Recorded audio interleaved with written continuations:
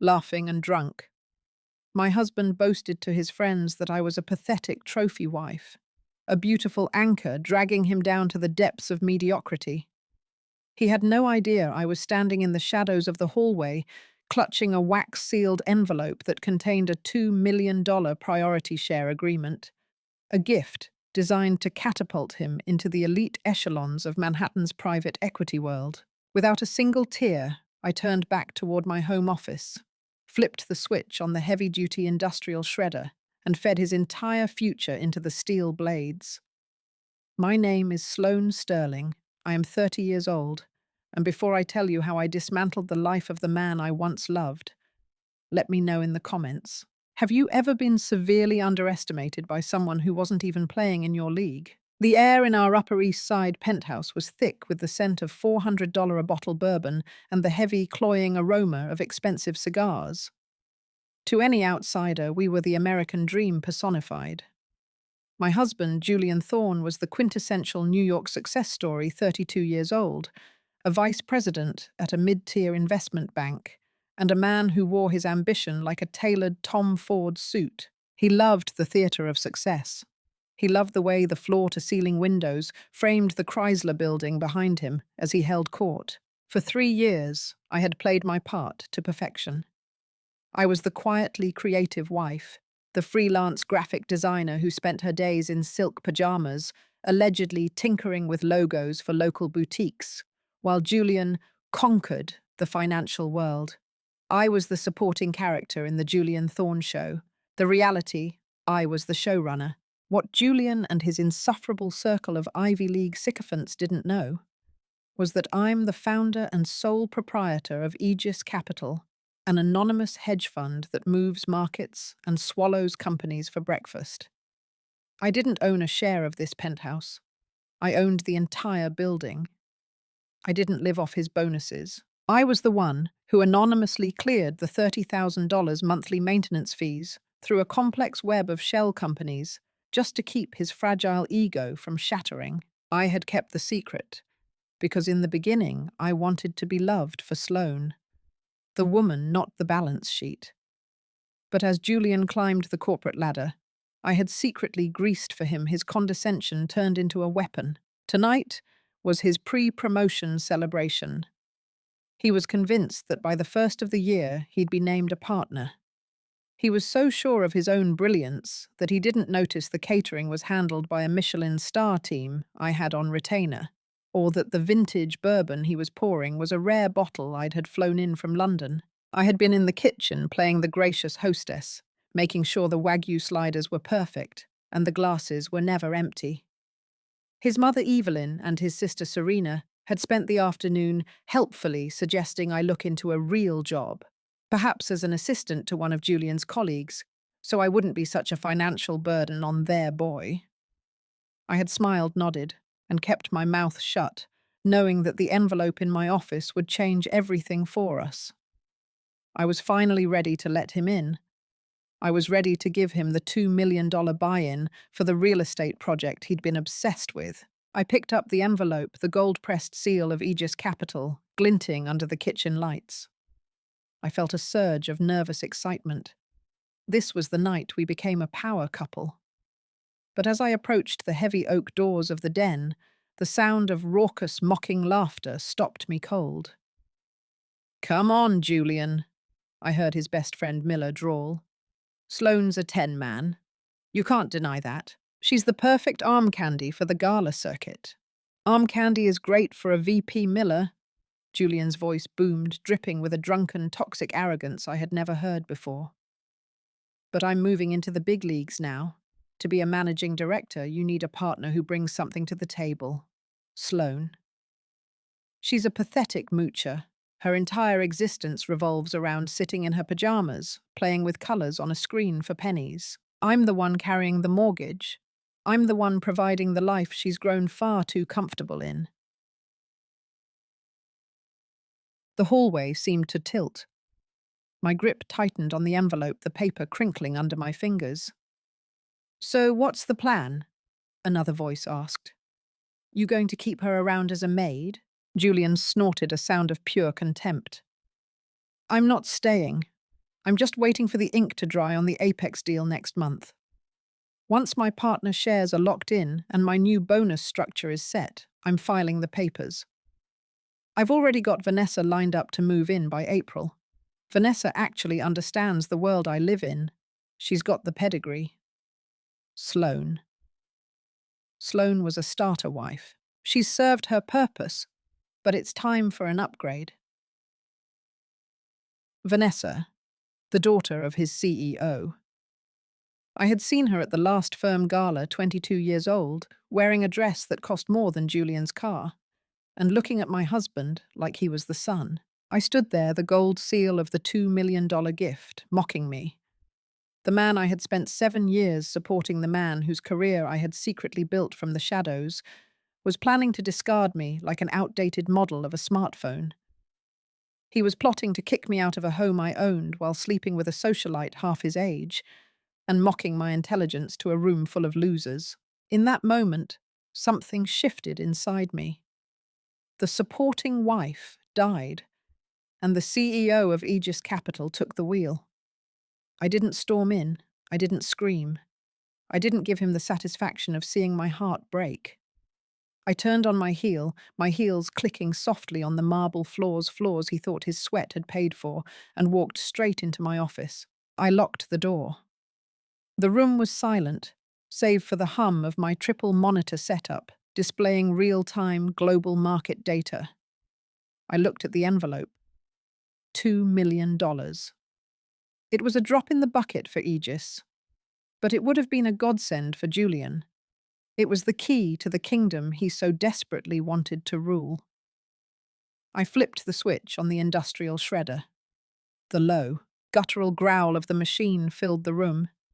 I didn't hesitate. I fed the document into the slot. I watched as the gold seal was caught by the teeth of the machine. I watched as Julian's dreams, his big league buy-in, and his entire projected future were ground into thin, useless strips of confetti. It was the most melodic sound I had ever heard. "You want an upgrade, Julian?" I whispered to the empty room. "I'm about to give you an education." I sat at my desk and opened my encrypted laptop. My fingers flew across the keys with surgical precision. Step 1. I accessed the Vanguard Trust. This was the entity that handled the anonymous subsidies for our lifestyle. With 3 clicks, I revoked Julian Thorne's status as an authorized user. I didn't just freeze the cards, I flagged them as stolen. Step 2, I sent an encrypted message to my head of legal. Execute the eviction notice for the Upper East Side penthouse. Title holder: Sterling Emerald Holdings. Reason: termination of guest occupancy. Effective immediately. Step 3. I pulled up the internal file for the Apex merger, the deal Julian was counting on. I saw his name on the list of projected partners. I highlighted it, hit delete, and replaced it with a single note for the board. Reviewing candidate for gross ethical violations and embezzlement of household funds. Down the hall, I could still hear them laughing. Julian was probably telling another joke about how I wouldn't survive a week in the real world without his protection. I zipped my Toomey carry-on shut. I didn't need a note. I didn't need a goodbye. I walked out the back service entrance, the same one the help used, and stepped into the elevator. As I reached the lobby, my phone buzzed. It was a text from Julian. "Make sure you've cleaned up the den before you go to sleep. Don't be lazy, Sloane. I have a big meeting tomorrow, and I need the house looking like a winner lives here." I smiled my reflection in the elevator's polished brass, looking sharper than it had in years. I didn't reply. Instead, I sent a message to the building's security manager. "Disable the key fobs for Unit 42B. Effective 8 a.m. tomorrow. No exceptions." The Julian Thorne show was officially cancelled, and the series finale was going to be a bloodbath. The transition from a silent, dutiful wife to a cold-blooded financial executioner took exactly 12 minutes. As the elevator descended toward the lobby of the building I secretly owned, I watched the floor numbers count down like a launch sequence. Julian thought he was the pilot of our lives, but he was merely a passenger in a cabin I had pressurized. The lobby of the Sterling Emerald was a cathedral of limestone and quiet power. Marcus, the night concierge, who had known me for years as the nice Mrs. Thorne, stood up straight as I approached. He saw my Toomey suitcase and the sharp, icy set of my jaw. "Is everything all right, Mrs. Thorne? Shall I call for the car?" "Everything is perfect, Marcus," I said, my voice as steady as a surgeon's hand. "But from this moment forward you will address me as Ms. Sterling and Marcus. If Julian Thorne attempts to enter this lobby after 8 a.m. tomorrow, he is to be treated as a trespasser. No bags, no excuses. If he resists, call the precinct." The look of sheer, confused shock on Marcus's face was the first of many I intended to collect. "Of course, Ms. Sterling. I'll notify the morning shift immediately." I stepped out into the crisp, biting New York night. A black Cadillac Escalade was idling at the curb, its tinted windows reflecting the city lights.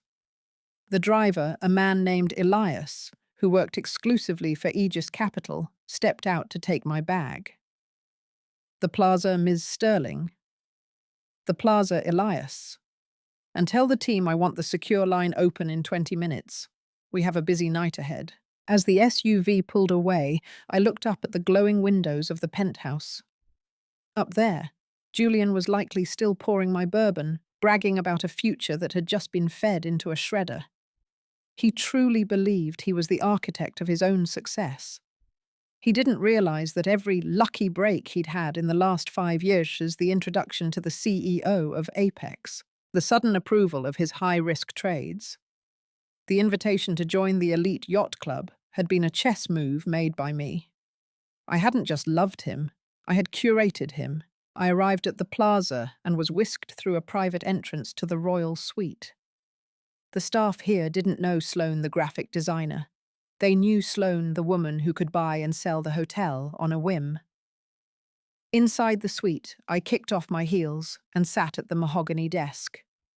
My phone was already vibrating with a series of frantic notifications from our joint banking app. Transaction declined. $12,000, Marquis Jewelers. Transaction declined $4,500, Baccarat Hotel and Residences. My heart didn't race. I felt a strange, detached sense of peace. I opened my laptop and accessed the back end of Julian's corporate achievement folder, a cloud drive he thought was secure. I began to scroll through the evidence I'd been quietly gathering for months, but never wanted to believe. There were photos of him and Vanessa in Saint-Tropez during a business trip I had funded.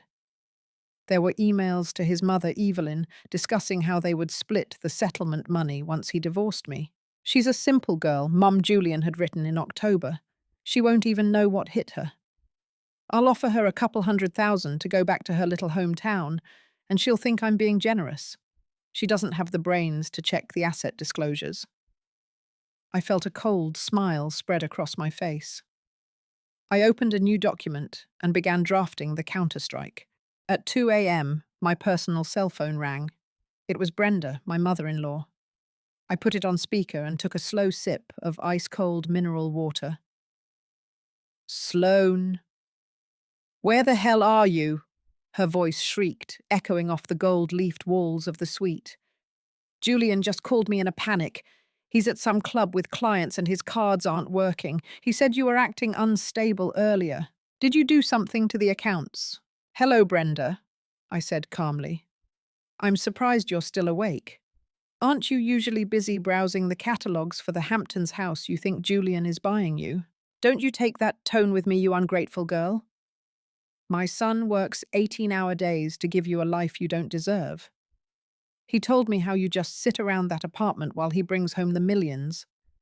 Now you listen to me call the bank and fix this mess immediately. Julian is trying to close a major deal tonight, and you are making him look like a fool. Julian doesn't need my help to look like a fool, Brenda. He's doing an excellent job of that on his own. You little brat. Do you have any idea who you're talking to? I am a thorn. We have roots in this city that go back generations. Actually, Brenda, you have debts that go back generations. Your roots are currently being watered by my private foundation. That anonymous donor who pays your $8,000 monthly country club dues. That's me, the trust that covers your sister's medical bills. That's me too. And as of 5 minutes ago, the Thorne family grant has been officially dissolved. The silence on the other end of the line was deafening. I could practically hear her brain struggling to compute the information. What?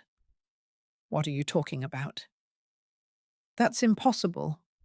Julian pays for his suits and his ego, Brenda. I pay for everything else. Check your inbox. I've sent you a copy of the termination notice. Oh, and give Julian a message. When he finally stumbles home, tell him to pack quickly. The locksmith arrives at 8:01. I ended the call before she could scream again. I turned my attention back to the screen. I had one more task before I slept.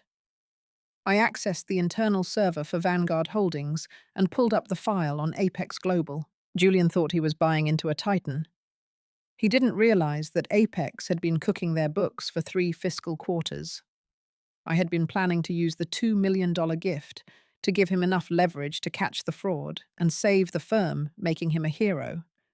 It was supposed to be his learning moment, a way for him to finally earn the status he craved. But now, I would let him walk right into the trap. I sent an anonymous tip to the SEC regarding Apex's offshore accounts.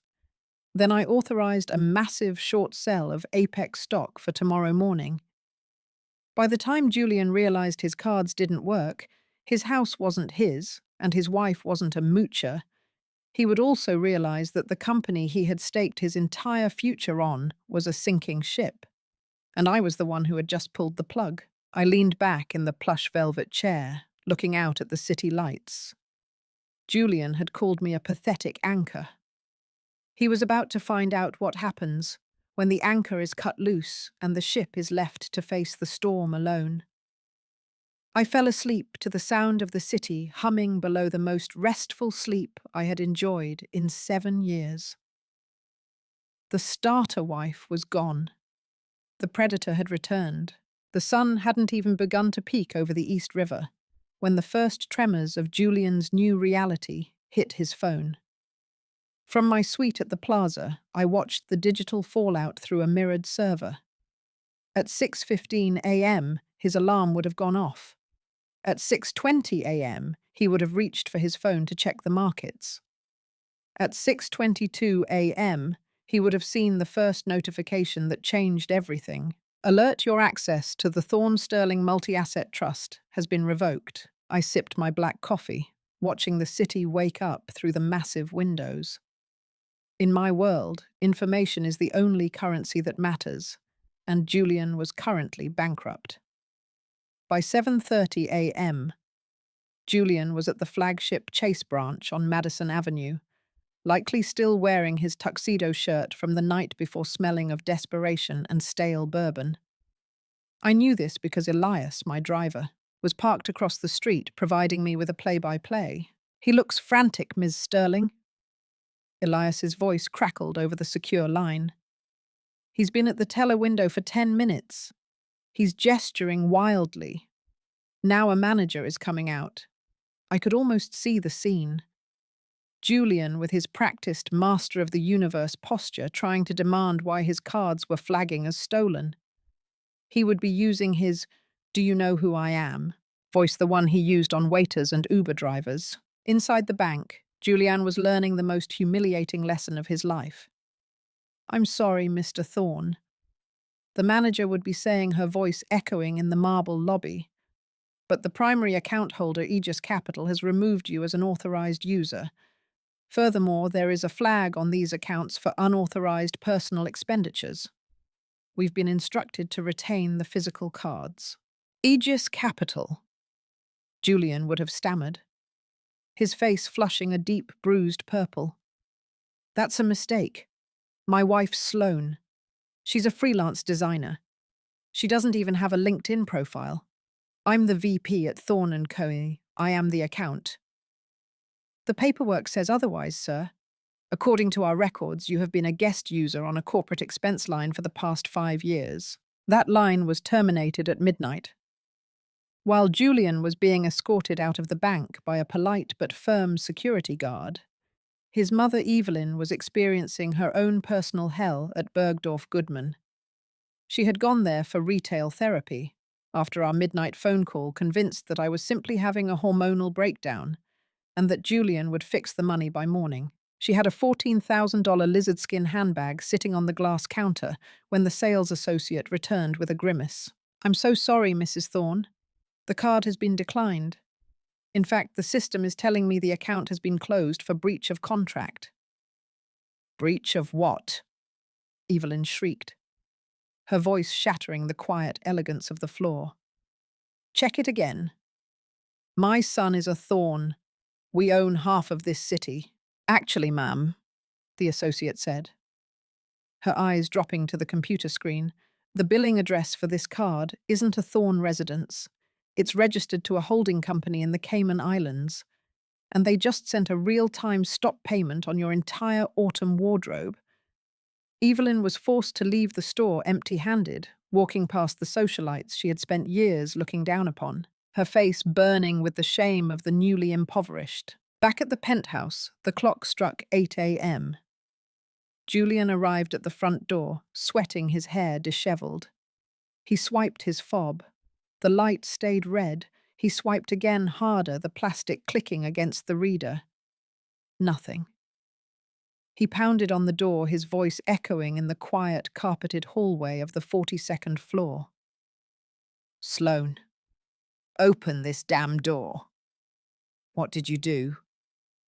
This isn't funny anymore. The elevator chimed, and Marcus the concierge stepped out with two burly men in uniform. Mr. Thorne, Marcus said, his voice devoid of its usual warmth. I'm going to have to ask you to step away from the door. Marcus. Thank God. My fob is malfunctioning. Open the door for me. I'm afraid I can't do that, sir. Ms. Sterling, the owner of the unit, has terminated your guest occupancy. Your belongings have been packed by a professional service and moved to a secure storage facility in Queens. Here is the key to the locker. You have 30 days of prepaid storage. After that, the contents will be auctioned. Julian went pale. Owner Sloane doesn't own this. I pay the maintenance, sir. No, sir. Marcus replied, handing him a thick, legal manila envelope. Sterling Emerald Holdings pays the maintenance. Ms. Sterling is Sterling Emerald. You were effectively a tenant at will, and your will has expired. One of the security guards stepped forward, placing a hand on Julian's shoulder. We need to go down now, sir. Don't make this a police matter. Julian was led through the lobby, the same lobby where he used to strut like a king in front of his neighbors and the morning staff. He was dumped on the sidewalk of Fifth Avenue with nothing but his phone, his wallet containing useless plastic, and the legal papers that proved his entire life was a lie. He sat on a public bench, his head in his hands, as the reality began to sink in. He reached for his phone to call Vanessa. She was his backup. She was the upgrade. Vanessa, babe, he gasped when she picked up. I'm having a weird morning. The bank. The apartment. Sloane has gone crazy. I need to come over. I need a place to crash for a few days. There was a long pause on the other end. Julian. Vanessa's voice was cool, detached. I saw the news this morning. Or rather, my father did. Aegis Capital just moved a massive short position against Apex Global. The firm is tanking. My father says the SEC is inside the building as we speak. What? No, that's impossible. I'm supposed to be a partner there by January. Julian, my father doesn't associate with distressed assets. And according to the memo Aegis sent out to the industry, you're the biggest distressed asset of all. They have logs of every penny you moved from joint accounts to pay for our trips. They're calling it embezzlement, Julian. My father's lawyers said if I stay seen with you, I'll be subpoenaed. Vanessa, wait. Don't call me again, Julian. I have a reputation to protect. Find a cheap motel, or maybe your freelance wife can design you a cardboard box. Click. Julian stared at the dead screen. The woman he had bragged about the upgrade he had traded his soul for had discarded him before the first bell of the New York Stock Exchange had even rung. He looked at the legal papers Marcus had given him. He flipped to the last page. There, in bold, elegant script, was a final note from me. I told you I was a designer, Julian. I just finished designing your rock bottom. Enjoy the view. I closed my laptop at the plaza and stood up. I had a 10 a.m. meeting with the board of the bank that was about to fire him. It was time to stop being the woman in silk pajamas and start being the woman who owned the city. The Julian Thorne show was over. The Sloane Sterling era had begun. The sidewalk outside Fifth Avenue was cold, but the realization dawning on Julian Thorne was colder. He stood there, a crumpled man in a $4,000 suit, clutching a manila envelope that felt like a lead weight. For years he had walked these streets as if he owned the pavement. Now he was just another obstacle for the hurried morning commuters to dodge. While Julian stood paralyzed on the curb, I was sitting in the back of the Escalade, watching the Apex Global stock ticker on my tablet. It was a bloodbath. Elias, I said, my eyes never leaving the screen. Head to the Apex headquarters. I want to be there when the doors lock. Right away, Ms. Buckle. Sterling. As we wove through the midtown traffic, I opened the encrypted file containing Julian's secret Apex buy-in. Julian had spent months skimming off what he thought was our joint savings to secure a private equity stake in Apex. He believed he was being a shark, a genius investor making a move that would eventually allow him to dump his boring wife and live like a king with Vanessa. What he didn't know was that I had created Apex's largest creditor. I wasn't just watching the company fail. I was the one calling in the debt. Back on Fifth Avenue, Julian finally found the strength to move. He hailed a yellow cab, his hand trembling as he reached into his pocket. He found a stray $100 bill, the last bit of physical cash he had. Apex Global, Midtown. Fast, he barked. He arrived at the glass and steel tower just as the sirens were fading. 2 black SUVs with federal plates were parked in the fire lane. Julian pushed through the revolving doors, his heart hammering against his ribs. "Mr. Thorne?" a voice called out. It was Miller, his best friend and fellow VP. Miller looked like he had seen a ghost. His tie was loose and his face was slick with sweat. "Don't go up there, man. It's over." "What are you talking about, Miller?" "The deal is supposed to close today. I put everything into this." "The deal is dead, Julian. Some anonymous whistleblower dumped 3 years of offshore transaction logs onto the SEC's desk at midnight. The CEO is in handcuffs. The board just declared Chapter 11. And Julian, they found your name." Julian felt the air leave his lungs. "My name. I'm just a VP. I was an investor." "That's the problem," Miller whispered, looking around nervously. "The investment you made, the SEC is flagging it as a kickback scheme. They think you were helping the CEO hide losses in exchange for that partner seat. They're calling it a criminal conspiracy." Julian stumbled back against a marble pillar. The big leagues hadn't just closed their doors to him. They had built a cage. At that exact moment, the elevator doors opened and I stepped out. I wasn't wearing my silk pajamas or the soft, approachable expressions I used at home. I was draped in a charcoal grey Chanel power suit, my hair pulled back into a lethal ponytail, and my eyes as sharp as a diamond blade. Julian's eyes went wide. "Sloane. What are you doing here? Did you come to help me out?" I stopped 3 feet away from him. The entire lobby went silent. The brokers, the secretaries, and the federal agents all seemed to pause as the gravity shifted toward me. "Help you, Julian?" I let out a small, mirthless laugh. "I'm the chairman of the creditors committee. I'm here to take the keys." "Chairman, you're a graphic designer, Sloane." "Stop this charade," Julian yelled, his voice cracking with hysteria. I leaned in my voice, a cold, predatory whisper that only he could hear.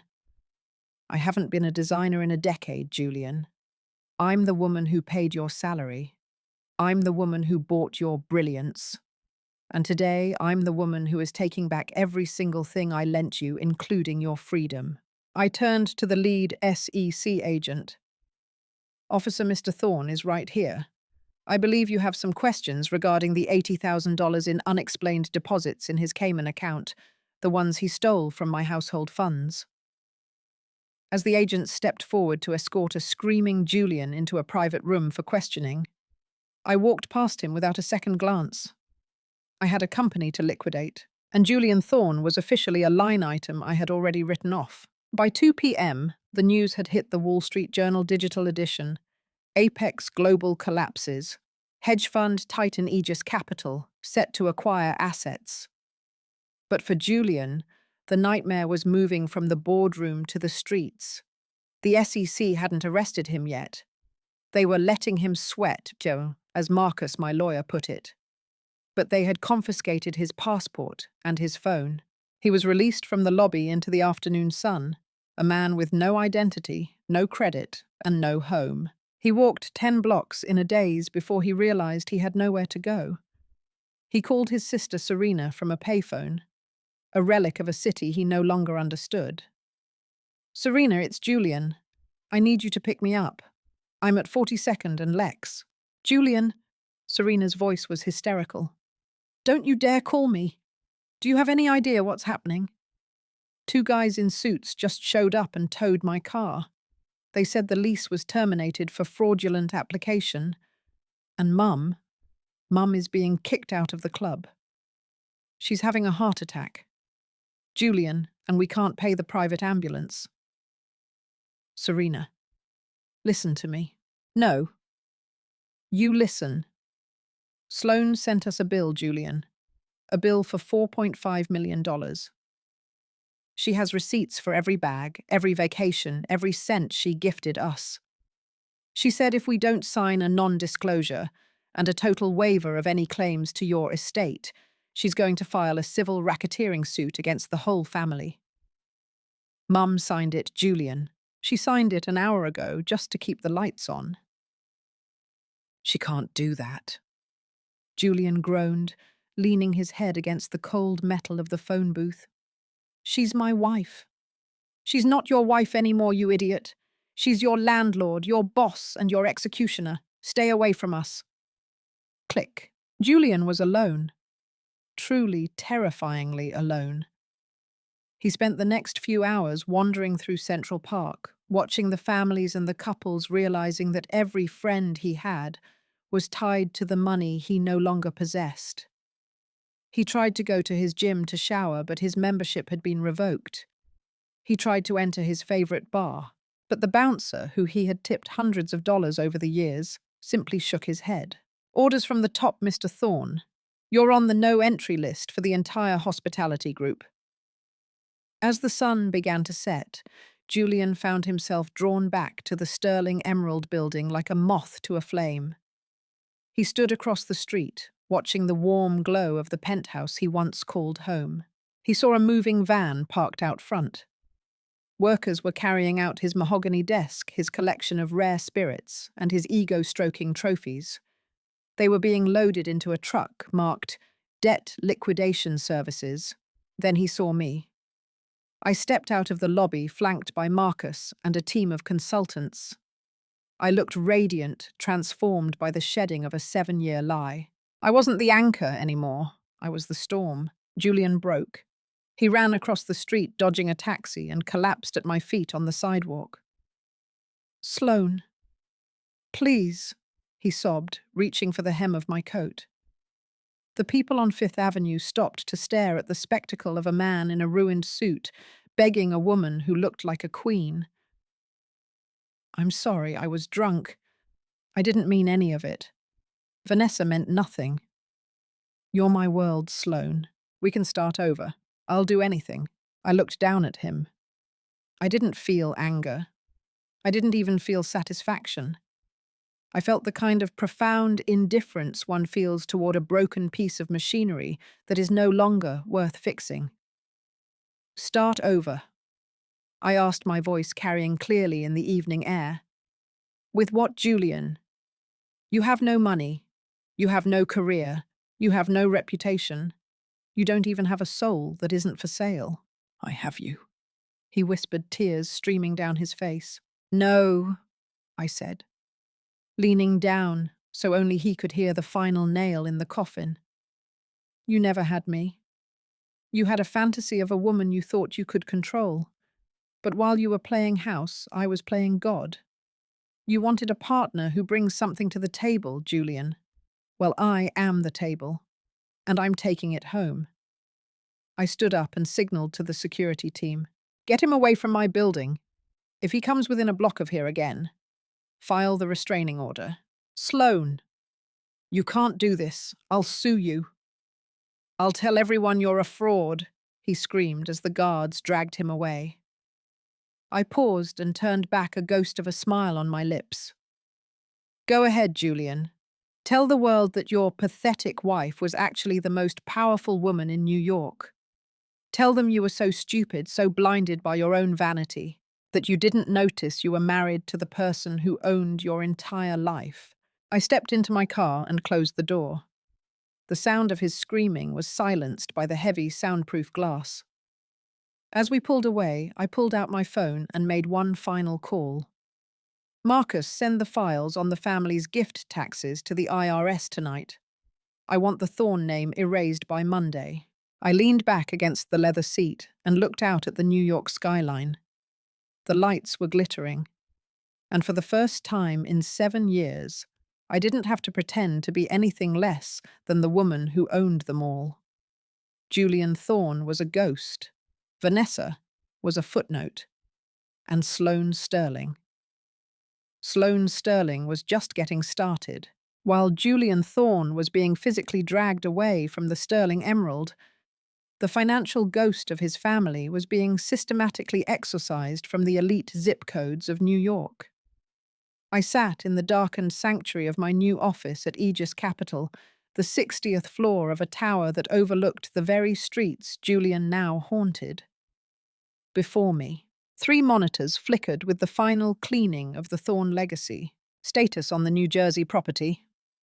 I asked, my voice echoing in the minimalist room. Marcus, my lead counsel, stood by the window checking his tablet. "The foreclosure on the mother's estate is complete. Because Julian used the property as collateral for his personal venture, that offshore fund he hid from you, the bank had an immediate right to seize. I've ensured Aegis bought the debt. Technically, Ms. Sterling, you are now your mother-in-law's landlord." "Good," I replied, a cold rhythm taking over my thoughts.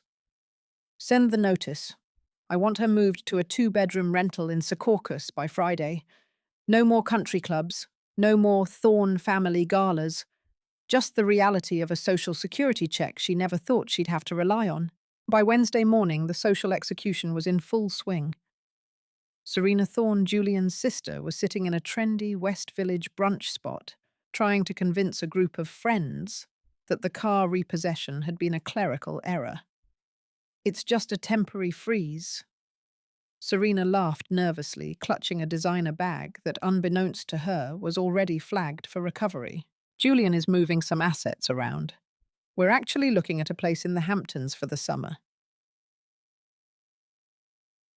The table went silent as every phone chimed simultaneously. It was a page 6 alert. The headline was a masterpiece. "The fall of the House of Thorne, CEO of Aegis Capital revealed as Sloane Sterling. Husband investigated for massive embezzlement." Serena's face drained of color, as her friends, the people she had looked down upon with Thorn arrogance, slowly began to stand up. "Serena," one girl said, her voice dripping with the kind of pity that feels like a slap, "I think you should probably take the subway today. And maybe don't call us for a while. Our families can't be associated with an SEC investigation." Serena was left with the bill of $450 brunch that she couldn't pay. When her card was declined, the manager, who had been briefed by my team, didn't offer a house account. He offered her a choice: call the police or leave the bag as collateral. Across the city, Julian was experiencing a more visceral kind of isolation. He had spent the night in a $60 a night motel in Queens, a place that smelled of bleach and despair. He woke up to find his face on every newsstand. He was no longer the golden boy of Wall Street. He was the vanguard of vanity, a cautionary tale of a man who tried to play shark in a pool owned by his wife. He tried to walk into his old tailor's shop on Savile Row's New York branch to pick up a suit he'd ordered.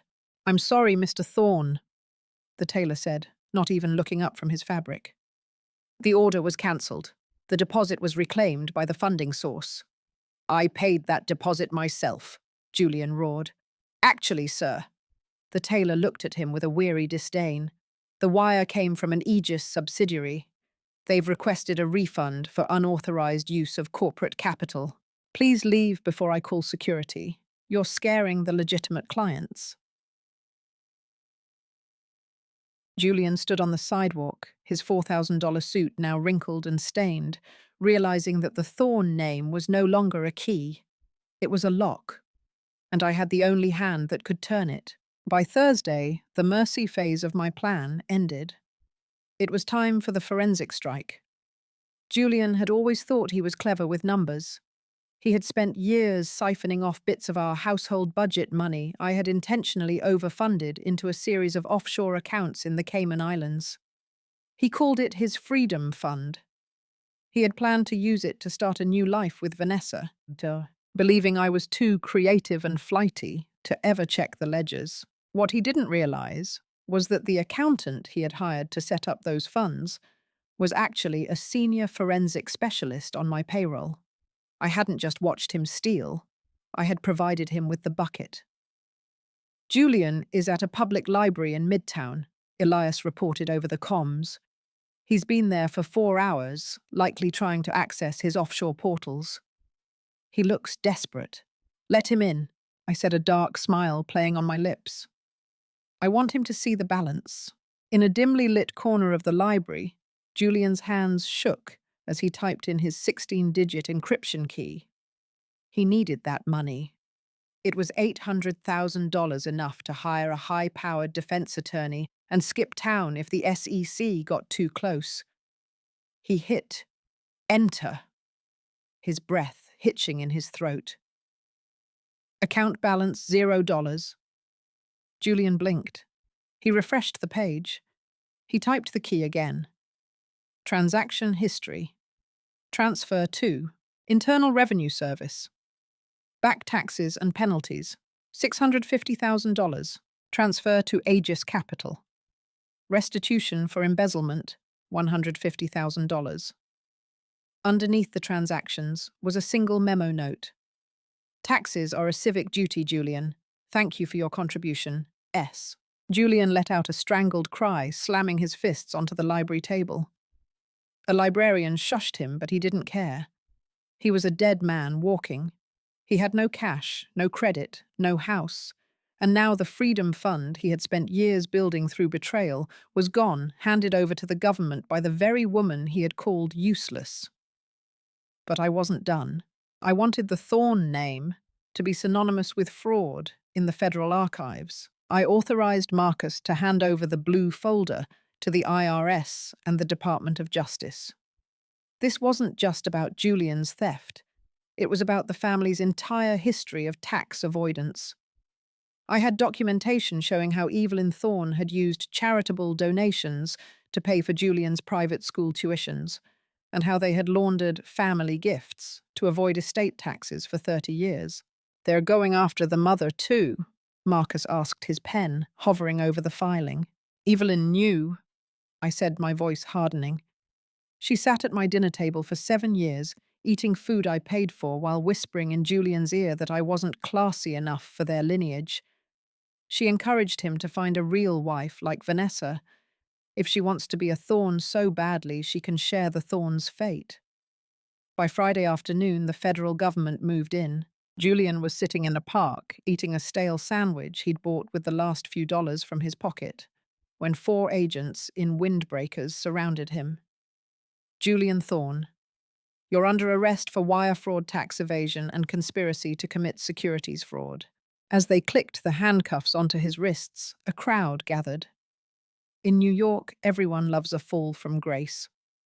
People pulled out their iPhones, recording the moment the Wall Street prince was led away, in a wrinkled suit, his face contorted in a mask of sobbing terror. 1 block away, Vanessa was being escorted out of her father's office. Her father, the CEO, who Julian thought would be his savior, had issued a public statement. The Thorne family's actions are abhorrent and do not reflect the values of this institution. My daughter's brief association with Mr. Thorne was a lapse in judgment that has been corrected. Vanessa was cut off. No trust fund, no penthouse. She was being sent to a rehabilitation retreat in Vermont, which was really just a polite way of saying her father was hiding her from the subpoenas. I watched the live feed of Julian's arrest from the comfort of my Escalade as it pulled up to the Metropolitan Museum of Art. I had a gala to attend. I was the keynote speaker. As I stepped out onto the red carpet, the flashes of the paparazzi were blinding. They weren't asking about my graphic design anymore. They were shouting questions about the Aegis takeover and the future of finance. I paused for a moment, looking at a news ticker on a giant screen across the street.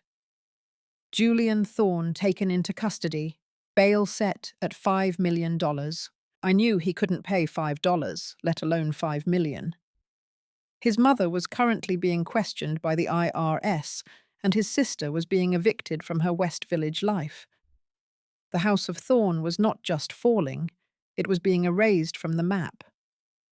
I adjusted my gown, a custom piece that cost more than Julian's entire remaining net worth, and smiled for the cameras. Ms. Sterling, a comment on your husband's arrest, a reporter yelled. I stopped and looked directly into the lens. I don't have a husband, I said clearly. I have a former liability that has been successfully liquidated. Now, if you'll excuse me, I have a world to run. I walked up the grand steps of the Met, the sound of my own name ringing in the air, leaving the ghost of Julian Thorne to rot in a cell built from his own arrogance. The anchor had finally hit the bottom, but I was sailing into a horizon that he would never even see. The steel doors of the Manhattan detention complex, known colloquially as the Tombs, closed with a finality that echoed in Julian's very marrow. The air inside was a thick soup of industrial disinfectant unwashed bodies and the stagnant breath of 100 desperate men. For Julian Thorne, a man who had spent the last decade curated by high thread count Egyptian cotton and the scent of expensive sandalwood, the reality of a communal cell was a psychological flaying. His bail had been set at $5 million. To the court, it was a standard figure for a high-level white-collar defendant. To Julian, it might as well have been the GDP of a small nation. Every person he had ever known, every friend he had toasted with vintage Cristal had blocked his number. His mother's phone was disconnected. His sister was a ghost. By Monday morning, Julian sat across from a public defender named Silas, a man whose suit was 3 sizes too large and whose eyes suggested he had seen too many lost causes. The situation is grim, Julian, Silas said, flipping through a folder of Aegis Capital's forensic filings. Your wife, well, Ms. Sterling, hasn't just provided evidence, she's provided a roadmap. The wire fraud, the embezzlement from the household, trust the kickbacks from the Apex deal. It's all here time-stamped and notarized. And then there's the IRS. She set me up, Julian whispered, his voice cracking. She gave me the money. She encouraged the lifestyle. According to these records, Silas countered, pointing to a signed document. She provided a domestic stipend.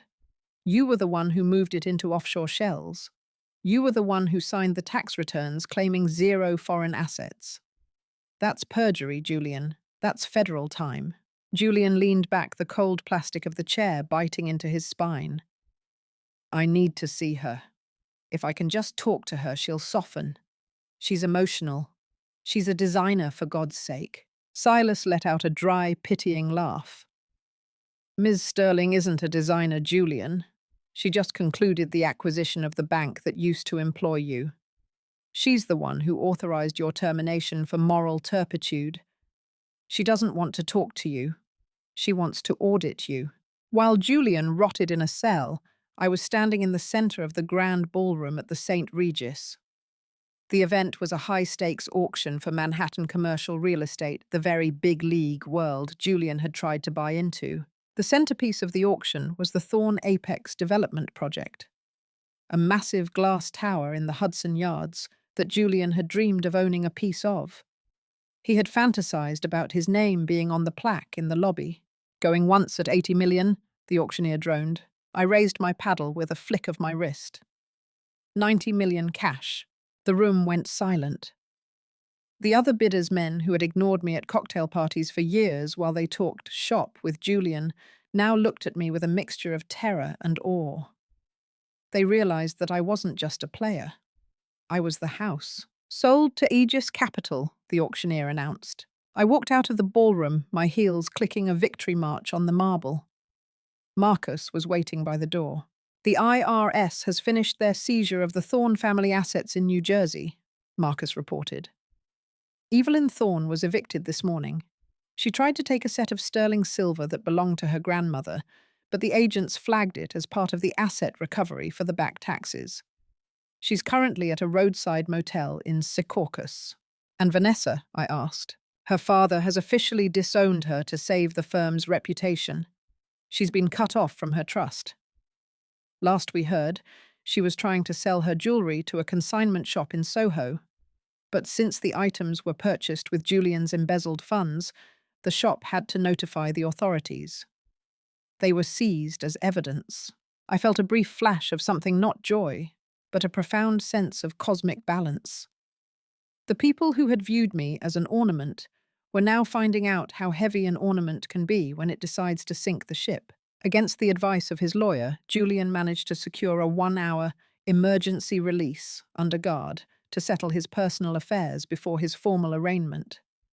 He used his one remaining asset, a gold Patek Philippe watch he had hidden in his sock during his arrest, to bribe a fixer to find out my location. I was at the plaza, finishing a meeting with the architects for my new tower. I knew he was coming. I had allowed it. I wanted him to see the pinnacle of the world he had lost. The doors to my suite burst open. Julian stumbled in, flanked by 2 stone-faced marshals. He looked like a spectre. His suit was ruined, his skin was sallow, and the arrogance that had once defined him had been replaced by a frantic, jagged desperation. "Sloane!" he gasped, his eyes darting around the opulence of the royal suite. "You have to stop this. You've had your fun. You've proven your point. I'm in jail, Sloane. My mother is homeless." I didn't stand up. I remained seated in the Louis XIV chair, a glass of Sancerre in my hand. "I haven't done anything, Julian. I simply stopped pretending. I stopped paying for the illusions that kept your family afloat. If your mother is homeless, it's because she lived a life she couldn't afford on a daughter-in-law's charity she didn't respect. I loved you," he screamed, his voice echoing off the gilded ceiling. "No," I said, my voice dropping to a dangerous low register. "You loved the version of me that made you feel superior. You loved the freelance designer who stayed home and made you look like a titan. You loved having a wife you thought was too stupid to see you were cheating on her with a girl who had the depth of a puddle." Julian fell to his knees, the marshals keeping a tight grip on his arms. "I'll give it all back. The money, the pride, everything. Just drop the embezzlement charges. Tell the SEC it was a misunderstanding. We can go away. We can go to Europe. You have the money, we can disappear. I set my glass down with a precise clink. You still don't get it, do you? Even now, at the absolute bottom, you're still trying to spend my money. You're still trying to use me as a getaway car. I stood up and walked toward him, my silk dress trailing behind me like a shadow. I leaned down, bringing my face inches from his. He smelled of sweat and defeat. I didn't just find out about Vanessa Julian. I knew about her 6 months ago. I knew about the Saint-Tropez trip. I knew about the Freedom Fund. I stayed because I wanted to see if there was a single shred of a man inside you that would feel guilty. I waited for one honest conversation. One, "I'm sorry I'm struggling," but it never came.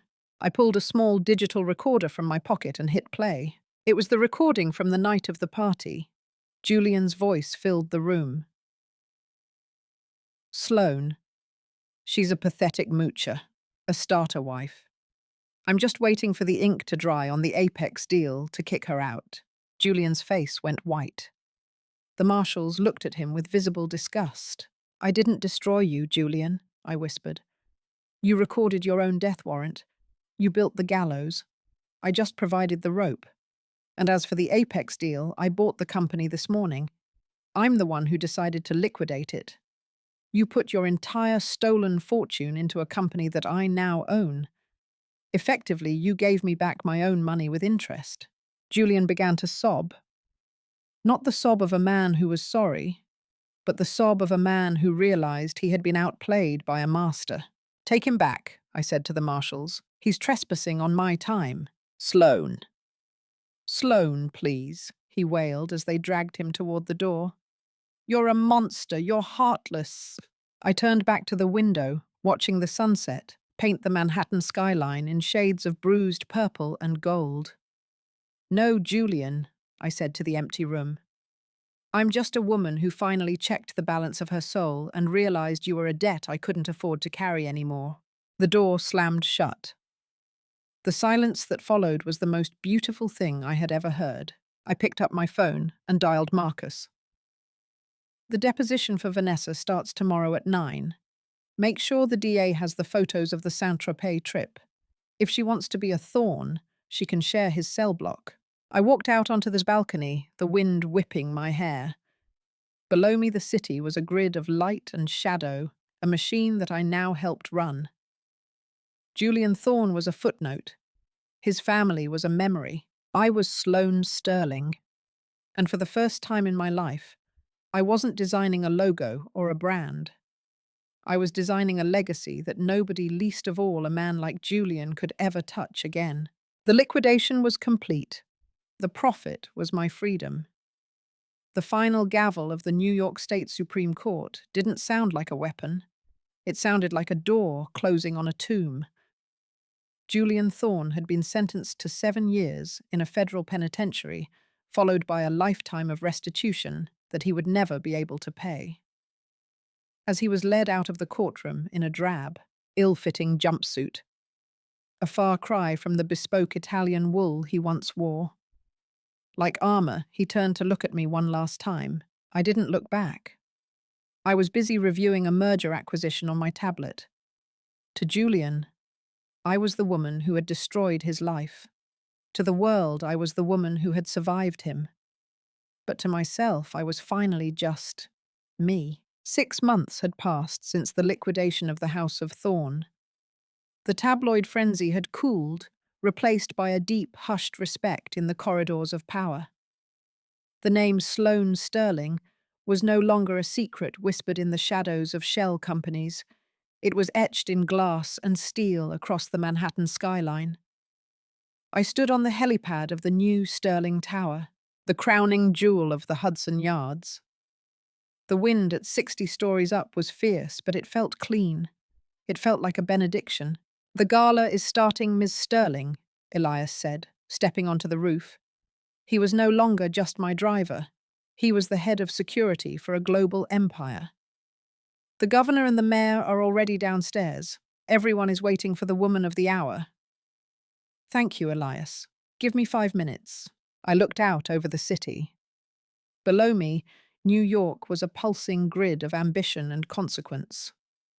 Somewhere in a cramped two-bedroom apartment in Secaucus, Evelyn Thorne was likely watching the news, seeing my face on the screen, and realizing that her social status had been a house of cards I had personally dismantled. Somewhere in a low-security facility, Vanessa was serving her community service scrubbing graffiti off the same subway stations she used to think were beneath her. And Julian was a number in a database. He had tried to trade a diamond for a piece of glass, and in the end he was left with nothing but the shards. I descended to the grand ballroom, where the Sterling Empowerment Fund was being officially launched. This wasn't just another tax-deductible charity. It was a $500 million foundation dedicated to providing legal and financial resources for women in invisible positions. The wives, the assistants, the creators who were being gaslit and exploited by men who thought they held all the cards. As I walked into the room, the applause was deafening. These were the titans of industry, the power brokers and the icons. They stood not because of my bank account, but because I had played the most dangerous game in the city and won without losing my soul. I took the podium, the lights dimming until only a single spotlight remained. For 7 years, I began my voice clear and resonant. I lived as a ghost. I was told that my value was decorative. I was told that my silence was my greatest asset. I was told that I was a supporting character in someone else's success story. I paused, looking out at the sea of faces. I saw young women in the audience, interns and entrepreneurs, looking at me with a fire in their eyes that I recognized. "We are taught to fear the fall," I continued. "But I stand here tonight to tell you that the bottom is not a place of despair. The bottom is a foundation. It is the only place where you can see exactly what you are made of, away from the illusions and the lies. I didn't destroy a man. I simply stopped holding up the world. He was too weak to carry himself." The room was silent, captivated. "Tonight, we launch a legacy. Not one of names on buildings or logos on screens, but a legacy of agency. To every woman who has been called an anchor, a moocher, or a starter, this is your reminder that you are the architect, you are the owner, and you are and always have been enough." The standing ovation lasted for 10 minutes. Later that night, after the last glass of champagne had been poured and the guests had departed, I returned to the penthouse, my penthouse, the one Julian thought he paid for. I had kept it, but I had redesigned it entirely. The heavy oak, the dark leathers, and the old money pretension were gone. In their place was light art and open space. I sat on the terrace with a simple cup of tea, watching the moon hang over Central Park. My phone buzzed on the table. It was an automated notification from the Bureau of Prisons, inmate number 88294-054. "Thorne Julian has requested to be added to your approved contact list." I looked at the screen for a long beat. I thought about the $2 million envelope I had shredded. I thought about the Saint-Tropez photos. I thought about the girl in silk pajamas who used to wait up for a man who didn't exist. I swiped the notification into the trash. There would be no final conversation. No closure sought from a hollow man. Silence had been my cage for 7 years, but now it was my power. I didn't need his apology any more than the sun needs the moon's permission to rise. I picked up a sketchbook that lay on the table. For the first time in a long time, I wasn't designing a strategy or a trap. I began to draw simple, fluid lines of a woman standing on the edge of a cliff, not falling, but preparing to fly. The Julian Thorne show hadn't just been cancelled, it had been forgotten. The Sloane Sterling era wasn't about revenge anymore. It was about what comes after. It was about the beauty of a life designed by one's own hand, paid for by one's own brilliance, and lived on one's own terms. The city hummed below a symphony of 8 million stories. I closed my eyes and listened a ghost no longer, but the conductor of my own destiny. The liquidation was final. The books were balanced. And for Sloane Sterling, the future was the most profitable investment of all.